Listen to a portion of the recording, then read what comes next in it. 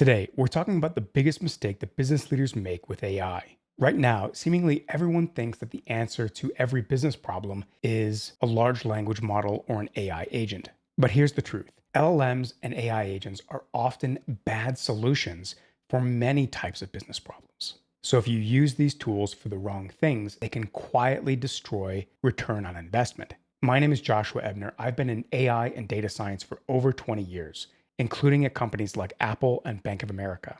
And currently, I'm seeing and hearing about an enormous number of AI projects that are failing because business leaders are trying to use LLMs and agents for tasks that other tools might be much better. So in this video, I'll give you a simple framework to decide how to use LLMs, when to use them, when to avoid them, so that you can build an AI strategy that actually delivers business value. So let me explain a little bit more about the problem that I'm seeing. Business leaders and executives are trying to use AI, meaning large language models, and AI agents to some extent, to solve everything. At a task level, things like making predictions, forecasting, generating customer insights, or performing in deterministic workflows. In all of those cases, I would probably recommend a large language model or an AI agent, probably second or third, maybe not even at all. In all of the task types that I just listed, like forecasting and deterministic workflows, there's almost always a better tool that you can use, either classic AI or classic data science or analytics, or maybe even classic software that's going to be cheaper to build and more reliable. And to be totally fair, I understand AI is very powerful and everyone's really excited about it. The caution here, though, is that you can't treat it like a magic bullet that can automatically do everything better than maybe classic techniques and tools that we have. Remember, large language models and AI agents solve kind of a narrow set of problems, and they're really good at a couple of different things. We'll talk about that in a second. But in other areas outside of where LLMs and agents are really strong, you often want to use other types of tools. With that in mind, let's move on to the next section. I want to talk to you a little bit more of the broader AI toolkit beyond just large language models and AI agents, and then also talk a little bit about when you might want to avoid using AI. If you follow these general rules that I'm about to give you, you will be able to develop a much better AI strategy and generate a lot more business value. So let me walk you through the four major types of AI that I think you need to know. Number one, you have predictive AI. Now, predictive AI is different than generative AI. Generative AI, which we're going to talk about in a second, can make predictions, but it's often a little bit bad at that. Generative AI and large language models is often a little bit imprecise. You tend to have problems with hallucination.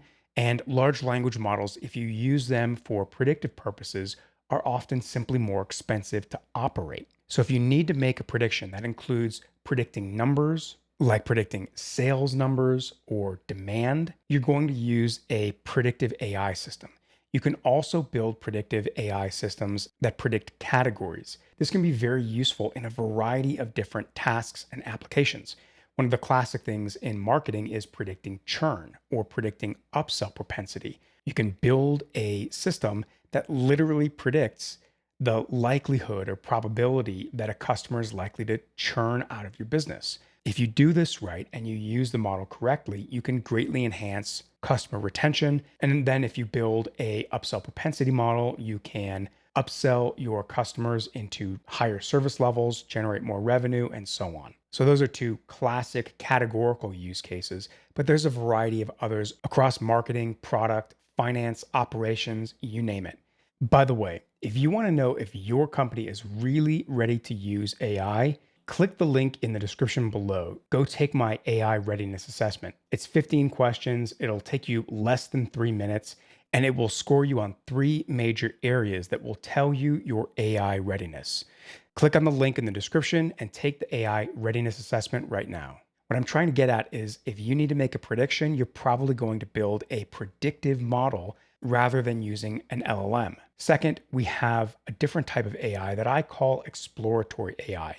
This is just a clever nickname for something in the industry that we call unsupervised learning. Now, there are a variety of ways that you can use exploratory AI, but one of the core ways from a business perspective is exploring data and finding previously unseen or unknown patterns.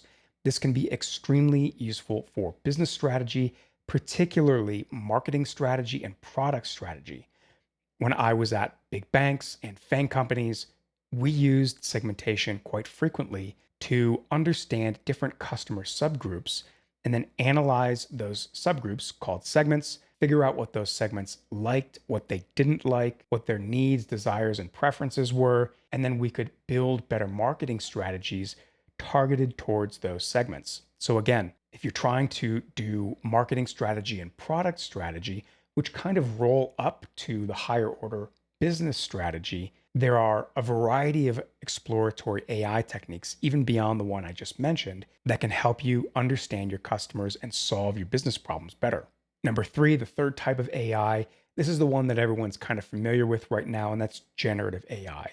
Now, generative AI, we have large language models that are, for the most part, text-based systems. We also have systems that can create images and videos. These types of generative systems often have text-based inputs, and in the case of large language models, they generate text-based outputs. These are excellent for creating copy, marketing copy, website and landing page copy. So very, very useful for marketing purposes. You can use them for advice, asking questions, question and answer sessions. You can use large language models for document summarization, also conversation summarization. So for example, I use these even in my own business. I use LLMs to summarize sales calls. You take a sales call transcript, you record it with some recording software, you take the transcript, you put it into a large language model and summarize it. This can be extremely useful. You can also use LLMs for exploratory purposes, but beyond a certain scale, or if you need a certain level of precision or accuracy, generative AI and large language models are often kind of inferior at many types of exploratory AI, which I talked about previously. And finally, the fourth type of AI that I want to talk to you about is agentic AI, essentially AI agents. Now, everyone right now is really excited about AI agents and they want to add AI agents to everything.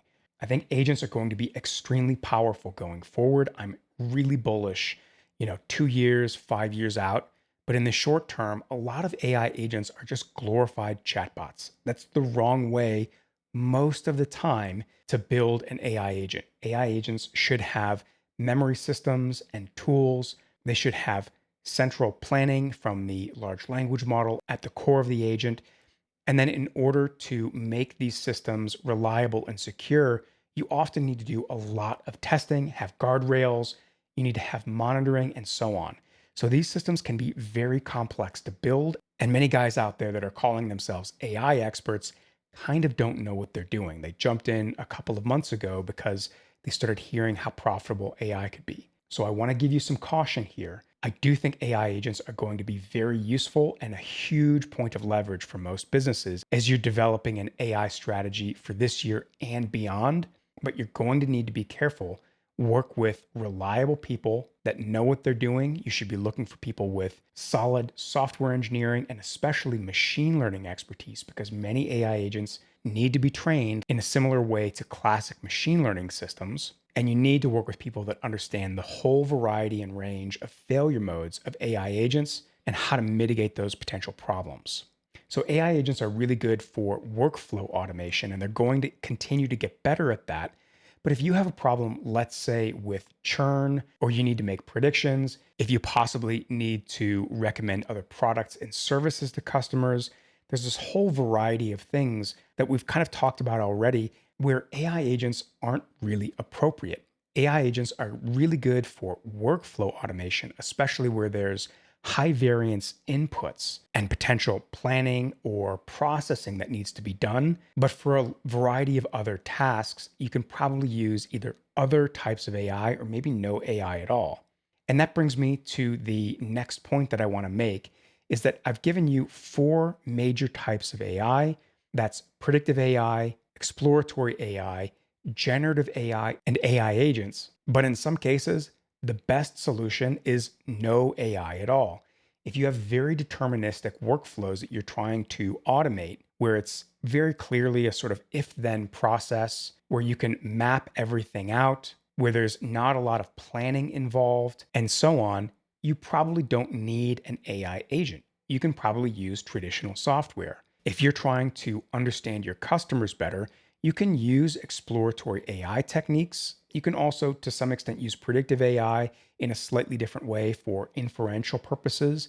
But in many cases, if you need to understand your customers, and I want you to remember, almost everything, certainly in marketing and product, is downstream of knowing your customers better. If you want to understand your customers, in many cases, the best solution there, or the first solution, is going to just be classic data science and analytics. What that means is instead of building a very expensive AI system, you can often start with something a little bit less expensive and still get tremendous amounts of value. Moreover, if you start using classic data science or analytics, you're often going to uncover lots of gaps in your data. And all of the AI tools and techniques that I just told you about, the four major types that I just mentioned, almost all of them need data in one form or another. So what happens is if you start with one of these lower cost solutions like data science or data analytics, you start digging into your data, you start realizing where the gaps are, where things maybe aren't ready, they're not cleaned properly. You can fix that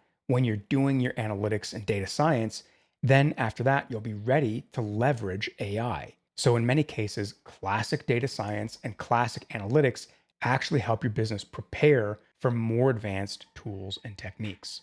So, what I want you to walk away with is part of building a great AI strategy that delivers business value and ROI and helps you drive your key metrics is understanding when to use AI and when not to use AI. And then, if you're going to use AI, choosing the right tool: predictive, exploratory, generative, or agentic AI.